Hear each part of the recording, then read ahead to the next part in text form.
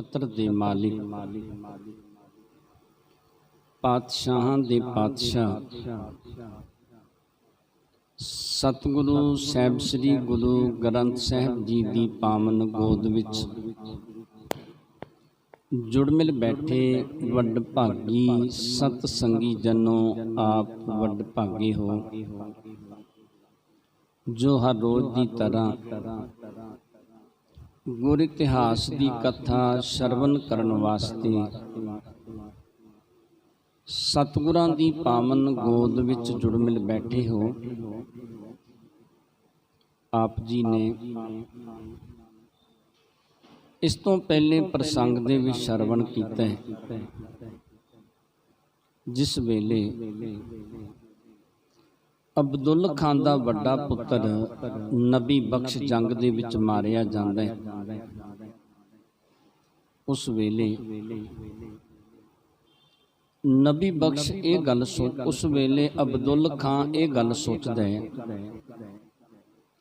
कि मैं एवें ही इन्हां खत्रियां दे कहण ते ये लड़ाई अपने गल पाउणी कीती है।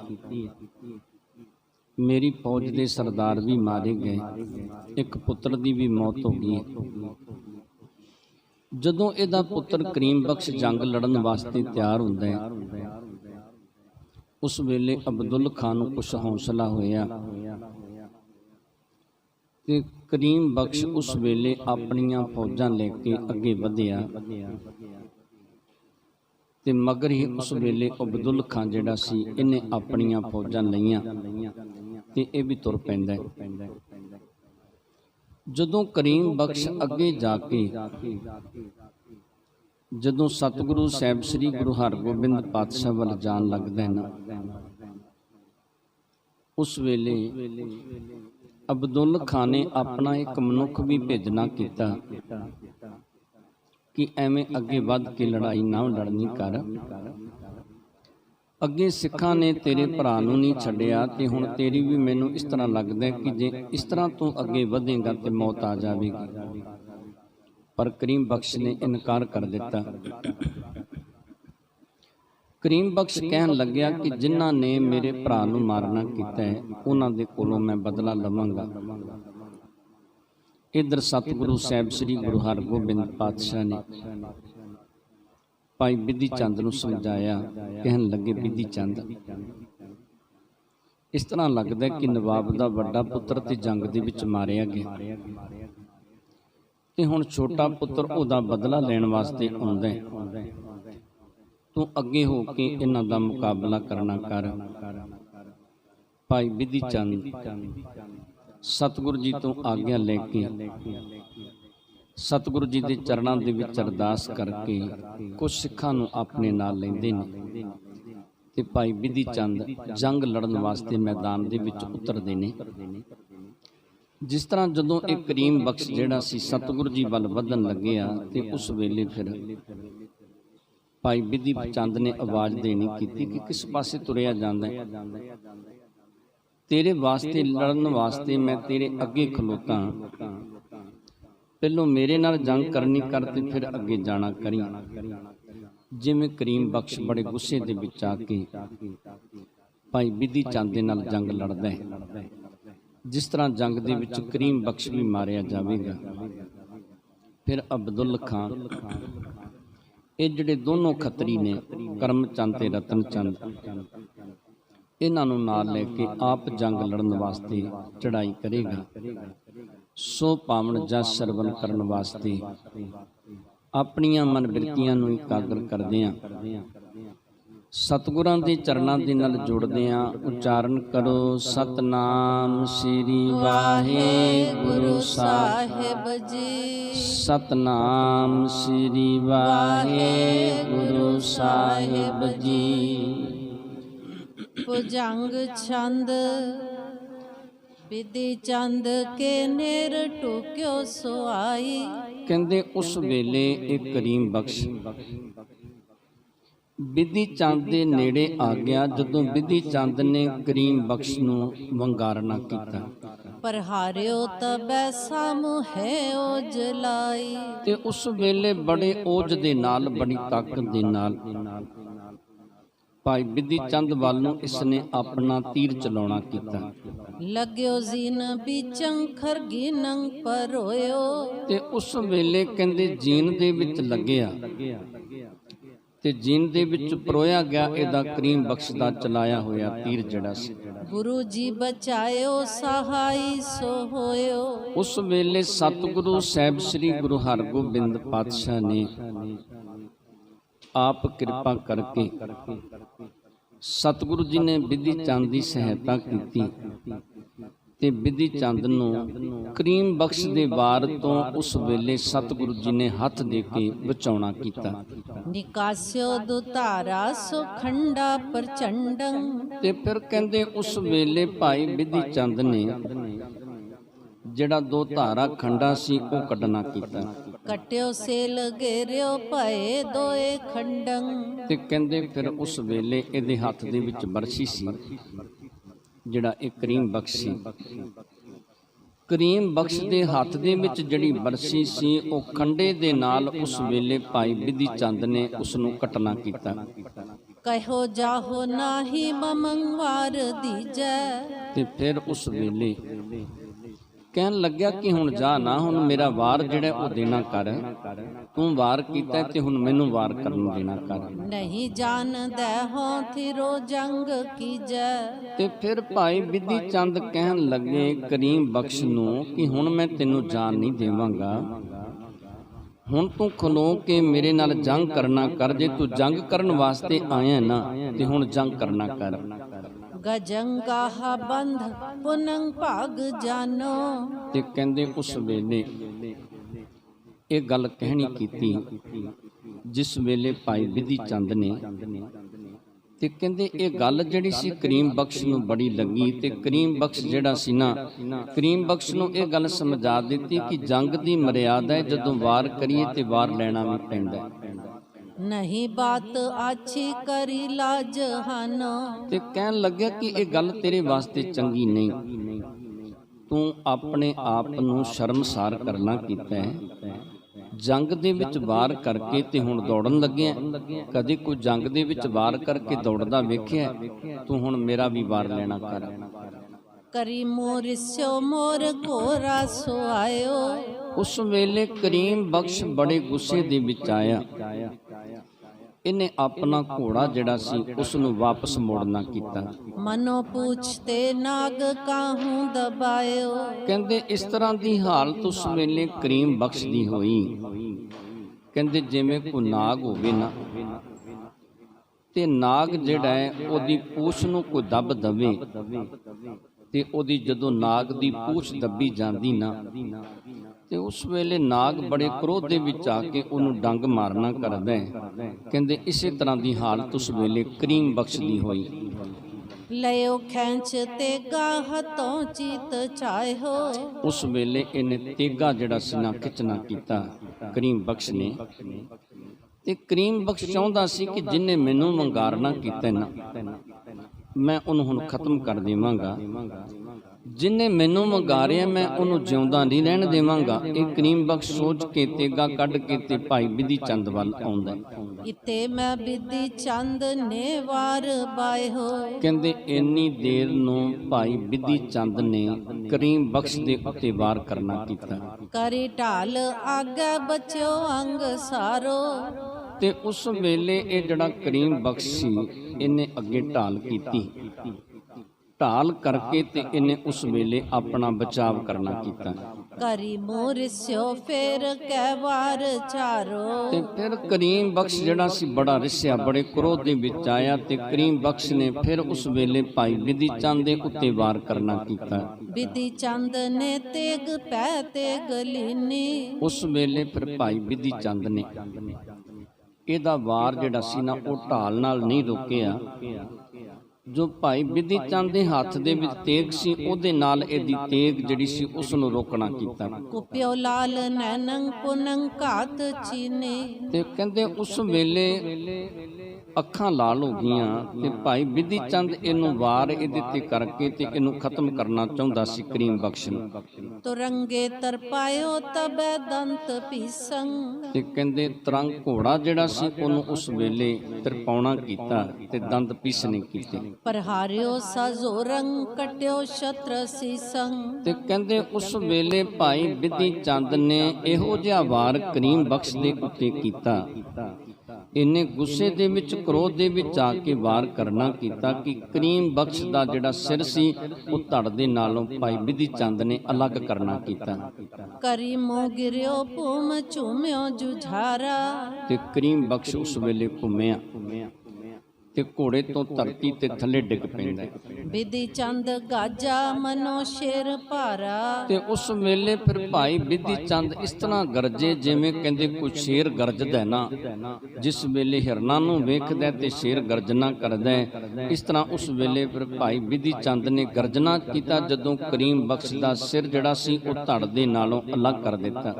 ਹਟੇ ਖਾਨ ਪਿੱਛੇ ਜਬ ਅੰਮ੍ਰਿਤ ਦੇਖਾ। ਤੇ ਜਿਸ ਵੇਲੇ ਕਰੀਮ ਬਖਸ਼ ਮਾਰਿਆ ਗਿਆ ਨਾ, ਅਬਦੁੱਲ ਖਾਨ ਦਾ ਛੋਟਾ ਪੁੱਤਰ ਵੀ ਜੰਗ ਦੇ ਵਿੱਚ, ਤੇ ਜਿਹੜੇ ਇਹਦੇ ਸਾਥੀ ਸਨ ਉਹ ਉਸ ਵੇਲੇ ਪਿੱਛੇ ਹਟ ਜਾਂਦੇ ਨੇ, ਉਹ ਦੌੜਨੇ ਸ਼ੁਰੂ ਹੋ ਜਾਂਦੇ ਨੇ। ਨਹੀਂ ਧੀਰ ਬਾਂਧੀ ਸੋ ਤਰਾਸੇ ਵਸ਼ੇਖਾ। ਤੇ ਸਾਰਿਆਂ ਨੇ ਕਹਿੰਦੇ ਕਿਸੇ ਦੇ ਅੰਦਰ ਧੀਰਜ ਨਹੀਂ ਸੀ, ਸਾਰੇ ਡਰ ਗਏ। ਸਾਰਿਆਂ ਦੇ ਅੰਦਰ ਬੜਾ ਡਰ ਪੈਦਾ ਹੋ ਗਿਆ।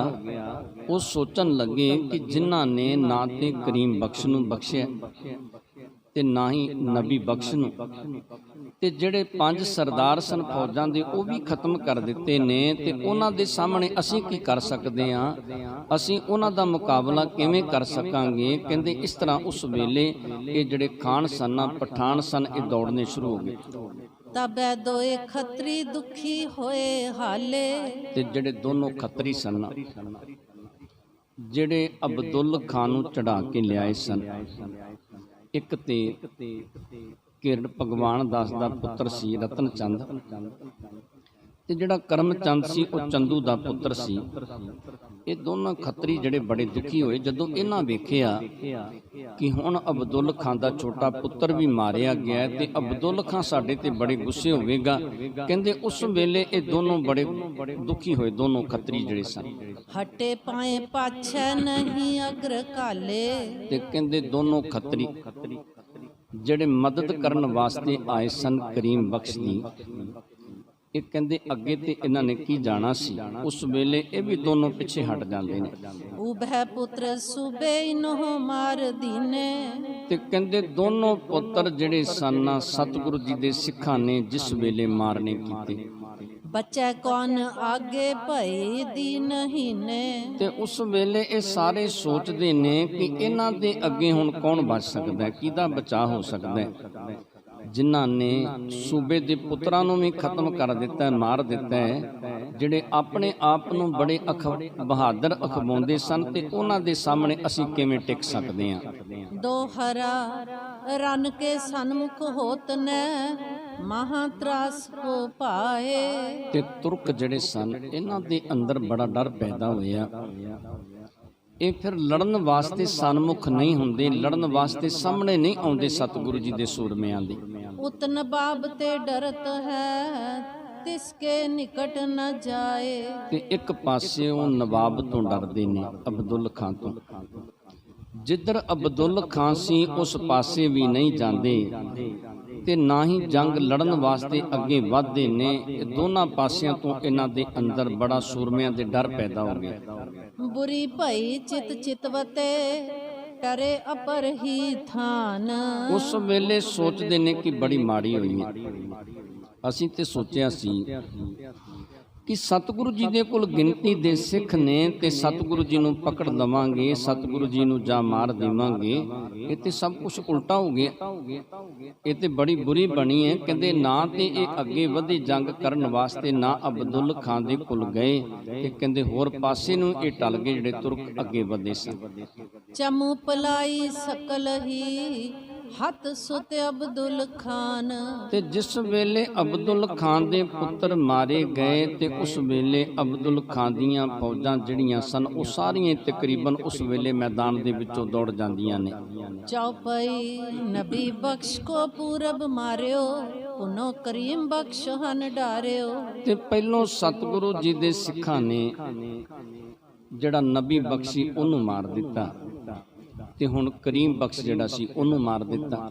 ਭਾਗੀ ਤੁਰਕ ਬਾਹਨੀ ਸਾਰੀ, ਵਿਧੀ ਚੰਦ ਤਬ ਪਰਿਓ ਪਿਛਾਰੀ। ਤੇ ਜਦੋਂ ਤੁਰਕਾਂ ਦੀ ਬਾਨੀ ਤੁਰਕਾਂ ਦੀਆਂ ਫੌਜਾਂ ਦੌੜ ਪਈਆਂ ਨਾ ਉਸ ਵੇਲੇ ਫਿਰ ਭਾਈ ਵਿਧੀ ਚੰਦ ਨੇ ਇਹਨਾਂ ਦਾ ਪਿੱਛਾ ਕੀਤਾ ਤੇ ਬਹੁਤ ਇਹਨਾਂ ਤੁਰਕਾਂ ਦੇ ਉੱਤੇ ਭਾਈ ਵਿਧੀ ਚੰਦ ਨੇ ਮਾਰ ਮਾਰਨੀ ਕੀਤੀ। ਕਟੈ ਖੜਗ ਸੋ ਹਾਹਾ ਕਰਹੀ, ਕਿਤਕ ਦੌਰ ਤੇ ਗਿਰ ਗਿਰ ਪਰਹੀ। ਤੇ ਜਦੋਂ ਭਾਈ ਵਿਧੀ ਚੰਦ ਤੇਗ ਦੇ ਨਾਲ ਕੱਟਦੇ ਨੇ ਨਾ ਤੇ ਤੁਰਕਾਂ ਦੇ ਵਿੱਚ ਹਾਹਾਕਾਰ ਮਚ ਗਈ। ਕੁਛ ਤੇ ਉਸ ਵੇਲੇ ਦੌੜਦੇ ਡਿੱਗ ਜਾਂਦੇ ਨੇ, ਡਿੱਗ ਕੇ ਮੌਤ ਹੋ ਜਾਂਦੀ ਹੈ ਤੇ ਕੁਛ ਤਲਵਾਰ ਦੇ ਨਾਲ ਵੱਢੇ ਜਾਂਦੇ ਨੇ ਤੇ ਉਹਨਾਂ ਦੀ ਮੌਤ ਹੋ ਜਾਂਦੀ ਹੈ। ਚਮਕੀ ਘਨੀ ਕਿਰਪਾਨੇ ਨੰਗੀ, ਠਹਿਰਤ ਹਾਥਨ ਸ਼੍ਰੋਣਤ ਰੰਗੀ। ਤੇ ਫਿਰ ਉਸ ਵੇਲੇ ਤਲਵਾਰਾਂ ਜਿਹੜੀਆਂ ਨੰਗੀਆਂ ਸਨ ਉਹ ਚਮਕਦੀਆਂ ਸਨ ਤੇ ਤਲਵਾਰਾਂ ਉਸ ਵੇਲੇ ਖੂਨ ਦੇ ਨਾਲ ਲੱਥ-ਪੱਥ ਹੋਈਆਂ ਨਜ਼ਰ ਆਉਂਦੀਆਂ ਸਨ। ਵਿਧੀ ਚੰਦ ਸੰਗ ਸਿੱਖ ਕਨੇਰੇ, ਜਗਨਾ ਮੋਲਕ ਹੈ ਬੜ ਪ੍ਰੇਰੇ। ਤੇ ਉਸ ਵੇਲੇ ਭਾਈ ਵਿਧੀ ਚੰਦ ਦੇ ਨਾਲ ਗੁਰੂ ਦੇ ਪਿਆਰ ਵਾਲੇ ਸਿੱਖ ਜਿਹੜੇ ਸਨ ਉਹ ਕਾਫੀ ਸਨ, ਜਿਨ੍ਹਾਂ ਦੇ ਵਿੱਚ ਜਗਨਾ ਵੀ ਸੀ ਤੇ ਜਿਨ੍ਹਾਂ ਦੇ ਵਿੱਚ ਮੋਲਕ ਵੀ ਸੀ। ਇਹ ਸਤਿਗੁਰੂ ਜੀ ਦੇ ਪਿਆਰ ਵਾਲੇ ਸਿੱਖ ਵੀ ਭਾਈ ਵਿਧੀ ਚੰਦ ਦੇ ਨਾਲ ਸਨ। ਜਮੇ ਹਾਥ ਕਬਜਨ ਕੇ ਸੰਗ, ਲਿਪਟਿਓ ਲਹੂ ਲਾਲ ਸਰਬੰਗ। ਤੇ ਉਸ ਵੇਲੇ ਜਿਹੜੇ ਸੂਰਮੇ ਸਨ ਇਹਨਾਂ ਦੇ ਹੱਥ ਜਿਹੜੇ ਸਨ ਕਿਰਪਾਨਾਂ ਦੇ ਮੁੱਠਿਆਂ ਦੇ ਨਾਲ ਲਿਪਟ ਗਏ ਤੇ ਖੂਨ ਦੇ ਨਾਲ ਹੱਥ ਵੀ ਜਿਹੜੇ ਸਨ ਉਹ ਲੱਥ-ਪੱਥ ਹੋ ਗਏ ਨੇ। ਭਾਜੇ ਖਾਨ ਤਰਾਸ ਬੋ ਧਾਰਾ, ਤਬ ਨਵਾਬ ਲਗ ਪਰੀ ਪੁਕਾਰਾ। ਤੇ ਜਿਸ ਵੇਲੇ ਪਠਾਨ ਜਿਹੜੇ ਸਨ ਇਹ ਖਾਨ ਜਿਹੜੇ ਸਨ ਤੁਰਕ ਦੌੜੇ ਜੰਗ ਦੇ ਵਿੱਚੋਂ ਤੇ ਕਿਸੇ ਨੇ ਜਾ ਕੇ ਅਬਦੁਲ ਖਾਨ ਨੂੰ ਦੱਸਣਾ ਕੀਤਾ। ਅਬਦੁਲ ਖਾਨ ਨੂੰ ਕਿਸੇ ਨੇ ਜਾ ਕੇ ਇਹ ਸਾਰੀ ਗੱਲ ਸਮਝਾਉਣੀ ਕੀਤੀ। ਕਿਆ ਦੇਖਤ ਹੋ ਥਿਰੇ ਤਮਾਸ਼ਾ, ਪੁੱਤਰ ਦੂਸਰੋ ਭਇਓ ਬਿਨਾਸ਼ਾ। ਤੇ ਕਹਿੰਦੇ ਅਬਦੁਲ ਖਾਨ ਨੂੰ ਇਹ ਗੱਲ ਜਾ ਕੇ ਦੱਸਣੀ ਕੀਤੀ ਕਿ ਇੱਕ ਤਮਾਸ਼ਾ ਵੇਖਦੇ ਹੋ ਖਲੋ ਕੇ। ਅੱਗੇ ਤੇ ਇੱਕ ਪੁੱਤਰ ਦੀ ਮੌਤ ਹੋਈ ਸੀ ਤੇ ਦੂਜਾ ਪੁੱਤਰ ਇਹ ਆਖਦਾ ਸੀ ਕਿ ਮੈਂ ਆਪਣੇ ਭਰਾ ਦਾ ਬਦਲਾ ਲੈ ਕੇ ਆਵਾਂਗਾ, ਜਾਂ ਮੈਂ ਸਤਿਗੁਰੂ ਜੀ ਨੂੰ ਪਕੜ ਲਵਾਂਗਾ ਜਾਂ ਸਤਿਗੁਰੂ ਜੀ ਨੂੰ ਮਾਰ ਦੇਵਾਂਗਾ।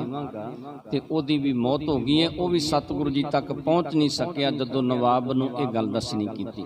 ਆਗੇ ਵਧ ਏਕੋ ਲਰ ਮਰਿਓ, ਸਕਲ ਭਜਾਏ ਕੋਏ ਨਾ ਅਰਿਓ। ਤੇ ਦੱਸਣਾ ਕੀਤਾ ਕਿ ਇਕੱਲਾ ਹੀ ਅੱਗੇ ਵੱਧ ਕੇ ਤੇਰਾ ਪੁੱਤਰ ਲੜਿਆ ਤੇ ਉਹਦੀ ਮੌਤ ਹੋ ਗਈ। ਹੁਣ ਉੱਥੇ ਕੋਈ ਵੀ ਤੁਰਕ ਨਹੀਂ ਮੈਦਾਨ ਦੇ ਵਿੱਚ।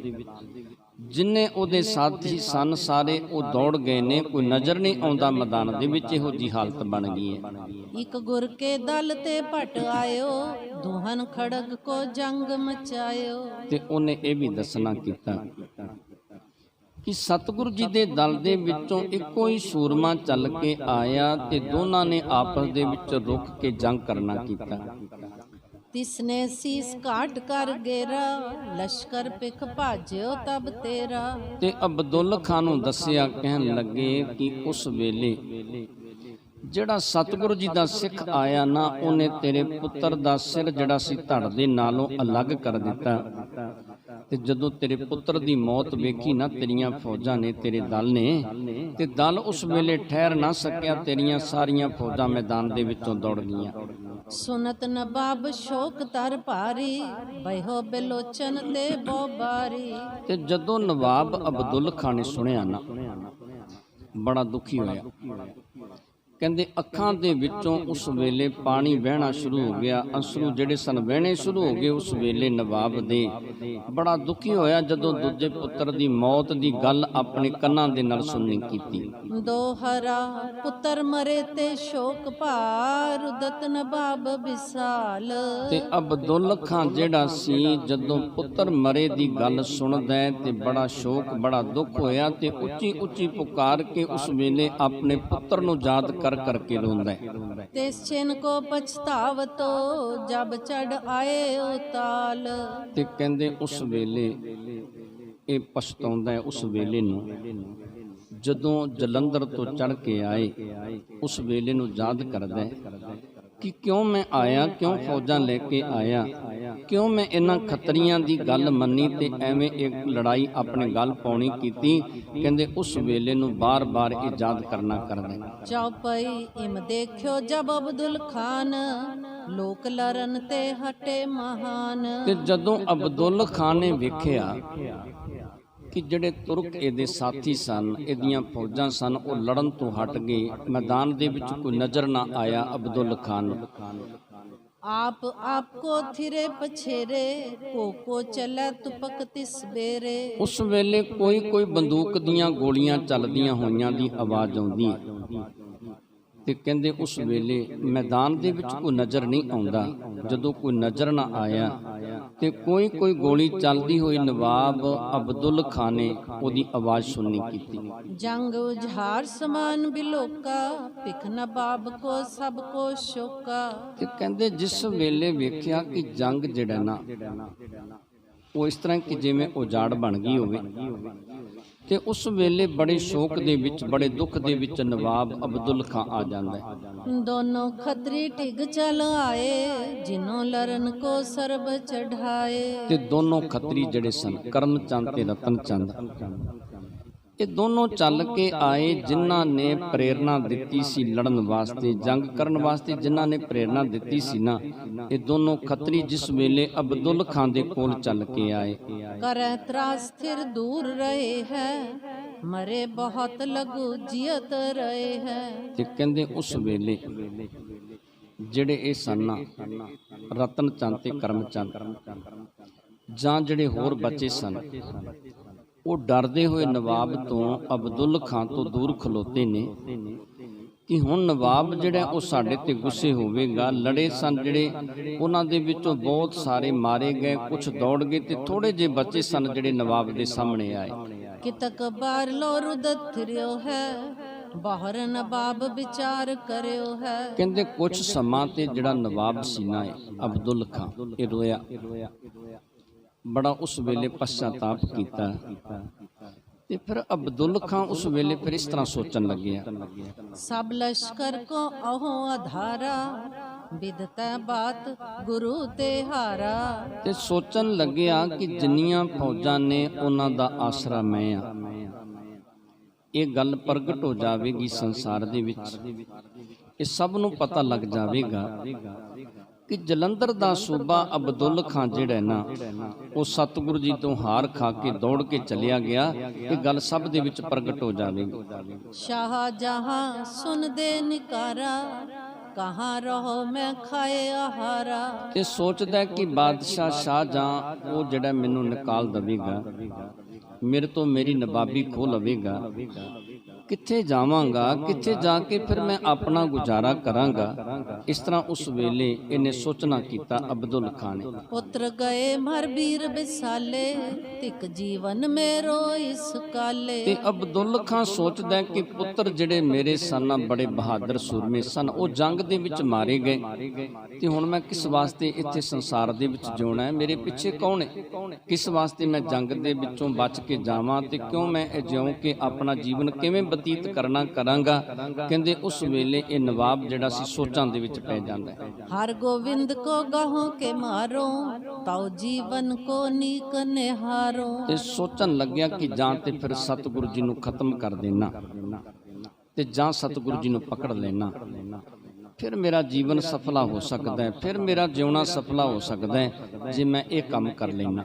नत जा पुत्र गए मर आगे जाओ आप मैं तिन संग लागे। ਤੇ ਅਬਦੁੱਲ ਖਾਨ ਸੋਚਣ ਲੱਗਿਆ ਕਿ ਨਹੀਂ ਤੇ ਜਿੱਥੇ ਮੇਰੇ ਪੁੱਤਰ ਮਾਰੇ ਗਏ ਨੇ ਨਾ, ਤੇ ਕੋਈ ਗੱਲ ਨਹੀਂ, ਮੈਂ ਵੀ ਉਹਨਾਂ ਦੇ ਪਿੱਛੇ ਚਲਿਆ ਜਾਵਾਂਗਾ। ਸੰਸਾਰ ਦੇ ਵਿੱਚੋਂ ਤੇ ਹੁਣ ਜਾਣਾ ਹੀ ਹੈ ਤੇ ਸੰਸਾਰ ਦੇ ਵਿੱਚ ਮੈਂ ਇਸ ਤਰ੍ਹਾਂ ਜੀਵਨ ਜਿਉਂ ਕੇ ਕਰਨਾ ਵੀ ਕੀ ਹੈ। ਇਸ ਤਰ੍ਹਾਂ ਦੀ ਗੱਲ ਜਿਸ ਵੇਲੇ ਅਬਦੁੱਲ ਖਾਨ ਨੇ ਸੋਚਣੀ ਕੀਤੀ। लरबे हटो नहीं मुझ निकी बादशाह दिशते होए फीकी। ਤੇ ਕਹਿਣ ਲੱਗਿਆ ਕਿ ਹੁਣ ਲੜਨ ਤੋਂ ਨਹੀਂ ਹਟਾਂਗਾ, ਜੇ ਮੈਂ ਇੱਥੋਂ ਚਲਿਆ ਗਿਆ, ਆਪਣੀਆਂ ਜਿਹੜੀਆਂ ਫੌਜਾਂ ਬਚੀਆਂ ਨੇ ਇਹਨਾਂ ਨੂੰ ਲੈ ਕੇ, ਤੇ ਬਾਦਸ਼ਾਹ ਸ਼ਾਹ ਜਾਂ ਦੇ ਕੋਲ ਜਾ ਕੇ ਮੈਂ ਫਿੱਕਾ ਪੈ ਜਾਵਾਂਗਾ, ਉੱਥੇ ਜਾ ਕੇ ਮੈਂ ਝੂਠਾ ਪੈ ਜਾਵਾਂਗਾ, ਇਸ ਕਰਕੇ ਮੈਂ ਬਚ ਕੇ ਵਾਪਸ ਨਹੀਂ ਜਾਵਾਂਗਾ। ਜਗ ਮੈਂ ਨਿੰਦਾ ਬਿਥਰੈ ਮੇਰੀ, ਅਸ ਜੀਏ ਤੇ ਆਛੀ ਅੰਮ੍ਰਿਤ ਹੇਰੀ।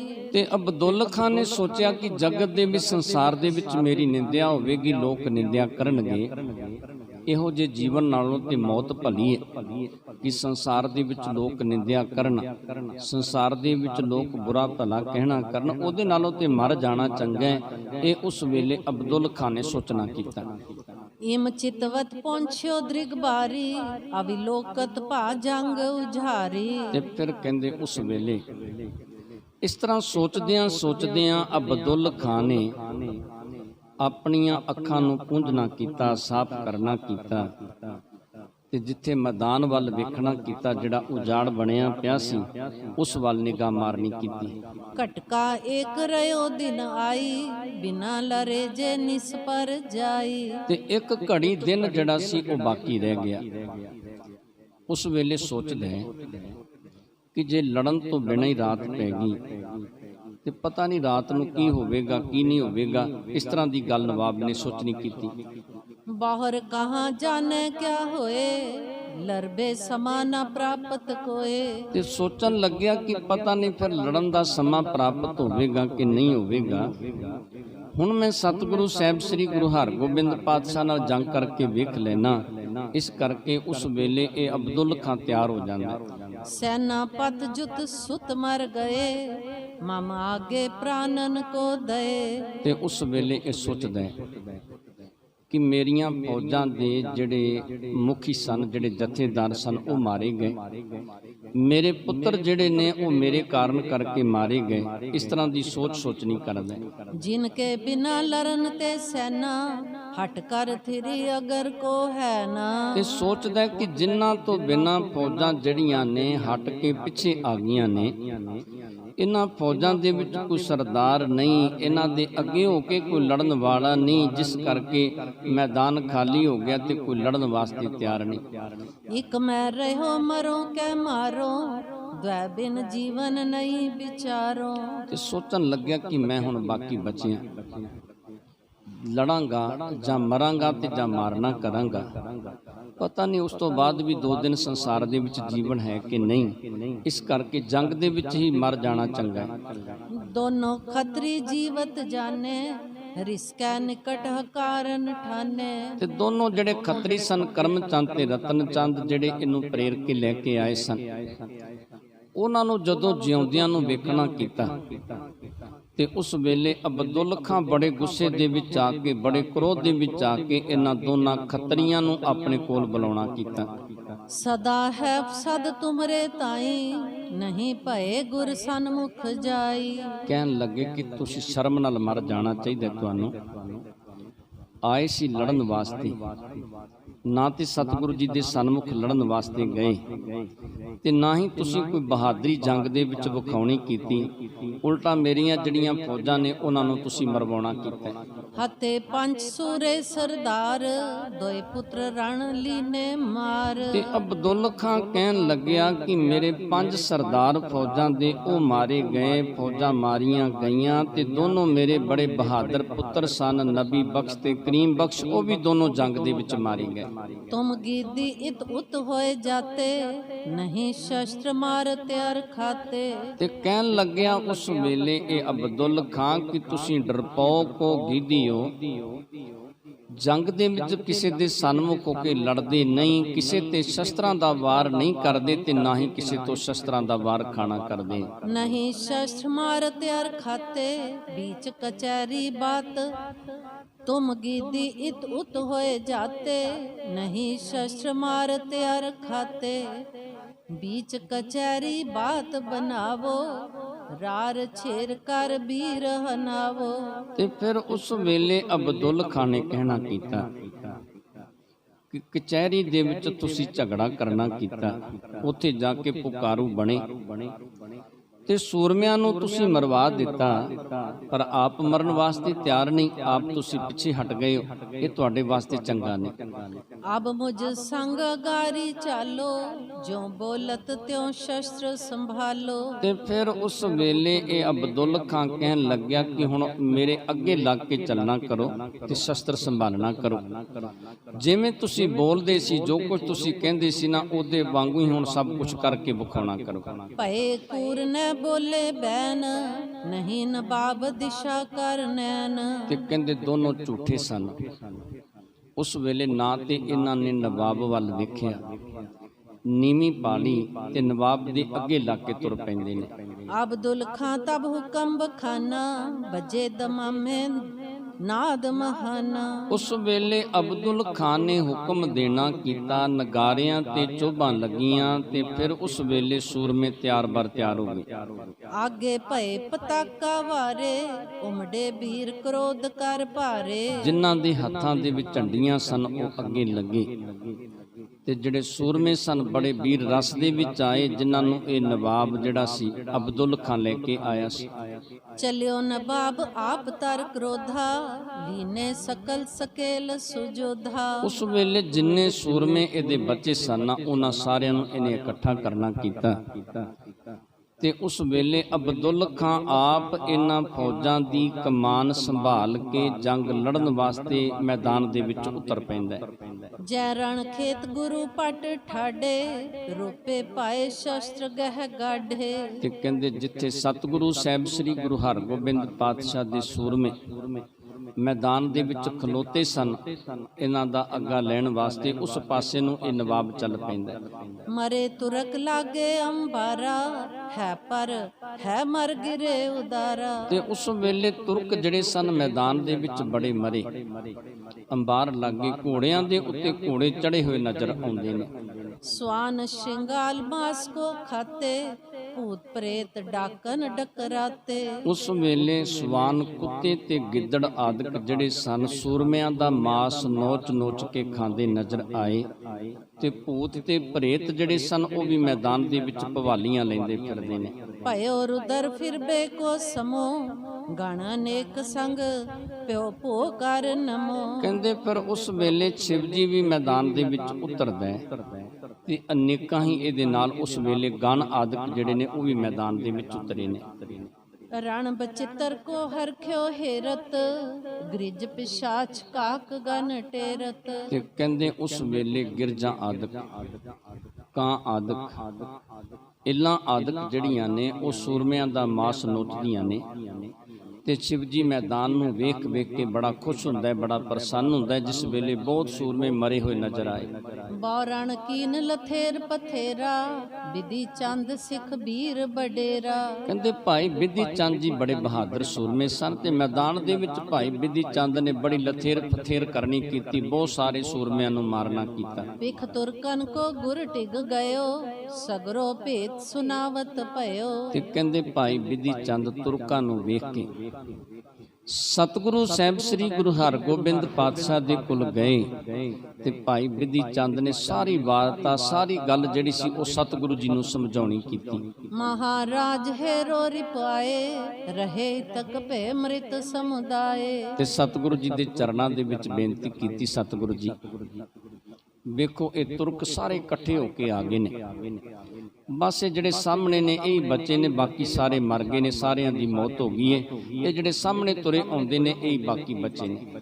ਅਬ ਕੇ ਮਚੈ ਜੰਗ ਬੜ ਭਾਰੀ, ਜੀਅਤ ਬਾਹਨੇ ਉਮੜੀ ਸਾਰੀ। ਤੇ ਸਤਿਗੁਰੂ ਜੀ ਹੁਣ ਬੜਾ ਭਿਆਨਕ ਜੰਗ ਹੋਵੇਗਾ। ਜਿੰਨੀਆਂ ਤੁਰਕਾਨੀ ਫੌਜਾਂ ਬਚੀਆਂ ਨੇ ਉਹ ਸਾਰੀਆਂ ਨੇ ਇਕੱਠਾ ਹੱਲਾ ਕਰਨਾ ਕੀਤਾ। ਇਨਕੇ ਅੰਤ ਪਏ ਰਣ ਅੰਤ, ਹੋਵੇਂ ਗੋ ਅਬ ਗੁਰ ਭਗਵੰਤ। ਤੇ ਸਤਿਗੁਰੂ ਜੀ ਦੇ ਚਰਨਾਂ ਦੇ ਵਿੱਚ ਬੇਨਤੀ ਕੀਤੀ ਕਿ ਸਤਿਗੁਰੂ ਜੀ ਹੁਣ ਇਹਨਾਂ ਦਾ ਅੰਤ ਹੋਵੇਗਾ, ਇਹਨਾਂ ਦਾ ਅੰਤ ਹੋਵੇਗਾ ਤੇ ਜੰਗ ਦਾ ਅੰਤ ਹੋਵੇਗਾ, ਜੰਗ ਦੇ ਵਿੱਚ ਫਤਿਹ ਹੋਵੇਗੀ। ਜਿੰਨਾ ਚਿਰ ਇਹਨਾਂ ਦਾ ਅੰਤ ਨਹੀਂ ਹੁੰਦਾ ਉਹਨਾਂ ਚਿਰ ਸਤਿਗੁਰੂ ਜੀ ਜੰਗ ਦੇ ਵਿੱਚ ਫਤਿਹ ਨਹੀਂ ਹੋਣੀ। ਸ਼੍ਰੀ ਹਰਗੋਬਿੰਦ ਸੁਨਤ ਉਚਾਰੇ, ਹੁਤੇ ਪੰਜ ਸਰਦਾਰ ਸੋ ਮਾਰੇ। ਸਤਿਗੁਰੂ ਸਾਹਿਬ ਸ੍ਰੀ ਗੁਰੂ ਹਰਗੋਬਿੰਦ ਪਾਤਸ਼ਾਹ ਨੇ ਭਾਈ ਬਿਧੀ ਚੰਦ ਦੇ ਨਾਲ ਬਚਨ ਕੀਤੇ। ਸਤਿਗੁਰੂ ਜੀ ਕਹਿਣ ਲੱਗੇ ਬਿਧੀ ਚੰਦ ਇਹਨਾਂ ਦੇ ਪੰਜ ਸਰਦਾਰ ਸਨ ਫੌਜਾਂ ਦੇ, ਉਹ ਪੰਜ ਦੇ 5 ਸਰਦਾਰ ਪਹਿਲੋਂ ਮਾਰੇ ਗਏ। ਨਵਾਬ ਕੇ ਸੁਤ ਹੱਥ ਹੋਏ, ਮੁਖ ਭਟ ਰਿਓ ਨਹੀਂ ਅਬ ਕੋਏ। ਤੇ ਸਤਿਗੁਰੂ ਜੀ ਕਹਿਣ ਲੱਗੇ ਕਿ ਬਿਧੀ ਚੰਦ ਨਵਾਬ ਦੇ 2 ਪੁੱਤਰ ਸਨ, ਉਹ ਵੀ ਮੈਦਾਨ ਦੇ ਵਿੱਚ ਮਾਰੇ ਗਏ, ਜੰਗ ਦੇ ਵਿੱਚ ਮਾਰੇ ਗਏ ਨੇ। ਤੇ ਹੁਣ ਇਹਨਾਂ ਦੇ ਕੋਲ ਕੋਈ ਜੰਗ ਲੜਨ ਵਾਲਾ ਸੂਰਮਾ ਨਹੀਂ, ਜਿਸ ਕਾਰਨ ਕਰਕੇ ਹੁਣ ਨਵਾਬ ਜਿਹੜਾ ਆਪ ਉਤਰਨ ਲੱਗੇ ਆ। ਆਪੇ ਆਇਓ ਅਬਦੁਲ ਖਾਨ, ਰਣ ਕੀ ਚਾਹਤ ਵਿਜੈ ਮਹਾਨ। ਤੇ ਸਤਿਗੁਰੂ ਜੀ ਕਹਿਣ ਲੱਗੇ ਬਿਧੀ ਚੰਦ, ਇਹ ਅਬਦੁਲ ਖਾਨ ਹੁਣ ਆਪ ਚੜ ਕੇ ਆਇਆ ਤੇ ਇਹ ਚਾਹੁੰਦਾ ਕਿ ਜੰਗ ਦੇ ਵਿੱਚੋਂ ਮੈਨੂੰ ਜਿੱਤ ਪ੍ਰਾਪਤ ਹੋ ਜਾਵੇ। ਇਹ ਜੰਗ ਦੇ ਵਿੱਚ ਜਿੱਤ ਚਾਹੁੰਦਾ ਹੈ, ਜਿਸ ਕਾਰਨ ਕਰਕੇ ਸਾਰੀਆਂ ਫੌਜਾਂ ਇਕੱਠੀਆਂ ਕਰਕੇ ਲੈ ਕੇ ਆਇਆ। ਅਪਰ ਤੁਰਕ ਸਭ ਸਿੱਖਨ ਮਾਰੇ, ਰਹੇ ਸ਼ੇਸ਼ ਸੋ ਆਏ ਸਾਰੇ। ਸਤਿਗੁਰੂ ਜੀ ਕਹਿਣ ਲੱਗੇ ਕਿ ਜਿਹੜੇ ਤੁਰਕ ਸਨ ਉਹਨਾਂ ਨੂੰ ਸਿੱਖਾਂ ਨੇ ਮਾਰ ਦਿੱਤਾ ਤੇ ਜਿਹੜੇ ਬੱਚੇ ਨੇ ਸਤਿਗੁਰੂ ਜੀ ਕਹਿਣ ਲੱਗੇ ਹੁਣ ਇਕੱਠੇ ਹੋ ਕੇ ਸਾਰੇ ਆ ਗਏ ਨੇ। ਅਬੈ ਸੰਗ ਇਸ ਜੰਗ ਹਮਾਰਾ, ਦੇਖੋ ਸਗਰੇ ਬਲ ਜਿਮ ਭਾਰਾ। ਤੇ ਸਤਿਗੁਰੂ ਜੀ ਕਹਿਣ ਲੱਗੇ ਬਿਧੀ ਚੰਦ ਫਿਰ ਹੁਣ ਵੇਖਣਾ ਕਰ, ਇਹਦੇ ਨਾਲ ਅਸੀਂ ਜੰਗ ਕਰਾਂਗੇ, ਇਹਦੇ ਨਾਲ ਅਸੀਂ ਭਿਆਨਕ ਜੰਗ ਕਰਾਂਗੇ। ਹੁਣ ਇਹ ਤੁਰਕਾਂ ਨੂੰ ਅਸੀਂ ਖਤਮ ਕਰਾਂਗੇ, ਜਿਵੇਂ ਸਤਿਗੁਰੂ ਸਾਹਿਬ ਸ੍ਰੀ ਗੁਰੂ ਹਰਗੋਬਿੰਦ ਪਾਤਸ਼ਾਹ ਅਬਦੁਲ ਖਾਨ ਦੇ ਨਾਲ ਜੰਗ ਕਰਨਗੇ। ਸੋ ਪਾਵਨ ਜਸ ਕੱਲ ਦੇ ਪ੍ਰਸੰਗ ਦੇ ਵਿੱਚ ਸ਼ਰਵਣ ਕਰਾਂਗੇ। ਆਪ ਜੀ ਦੇ ਨਾਲ ਵਿਚਾਰਾਂ ਕਰਦੇ ਆਂ, ਅਨੇਕਾਂ ਪ੍ਰਕਾਰ ਦੀਆਂ ਭੁੱਲਾਂ ਗਲਤੀਆਂ ਹੋ ਗਈਆਂ ਹੋਣਗੀਆਂ, ਅਣਜਾਣ ਬੱਚੇ ਜਾਣ ਕੇ ਮਾਫ ਕਰਨੀਆਂ। ਸੰਗਤ ਤੇ ਗੁਰੂ ਬਖਸ਼ਣ ਜੋਗ ਨੇ ਬਖਸ਼ ਲੈਣਾ ਜੀ। ਵਾਹਿਗੁਰੂ ਜੀ ਕਾ ਖਾਲਸਾ, ਵਾਹਿਗੁਰੂ ਜੀ ਕੀ ਫਤਿਹ।